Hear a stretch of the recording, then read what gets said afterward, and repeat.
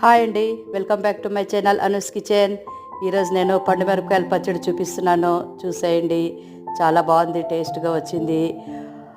Half kilo పండు మిర్చి తీసుకున్నాను, అందుకు గాను 125 గ్రామ్స్ చింతపండు తీసుకున్నాను, 125 గ్రామ్స్ సాల్ట్ తీసుకున్నాను. ఫస్ట్ చింతపండు సాల్ట్ మిక్సీకి వేయాలి, తర్వాత పండు మిర్చి వేసి వెల్లిపాయ వేసి మిక్సీకి వేయాలండి. పేస్ట్ అయిన తర్వాత ఈ పేస్ట్ని ఒక 24 అవర్స్ ఊరనివ్వాలండి. తర్వాత పోపు పెట్టాలి. 150 ml పల్లి నూనె తీసుకున్నాను. ఇంకా పోపు దినుసులు వేసి ఇంగువ, వెల్లుల్లి, ఎండుమిర్చి వేసినాను, కరివేపాకు వేసినాను. తర్వాత ఈ పేస్ట్ వేసి కొద్దిగా మగ్గనివ్వాలి. తర్వాత 1 స్పూన్ ఆవాల పొడి, 1 స్పూన్ మెంతి పొడి వేసినాను. ఇది కూడా కొద్దిగా మగ్గిన తర్వాత ఇంకా బాటిల్లో తీసి పెట్టుకోవాలండి. ఇది వేడి అన్నంలో తింటే ఆహా ఏం రుచిగా ఉంటుంది. మీరు తప్పకుండా ట్రై చేయండి. ఇప్పుడు సీజన్ కదా, బాగా దొరుకుతున్నాయి. మీరు కూడా ట్రై చేయండి. బాయ్ అండి.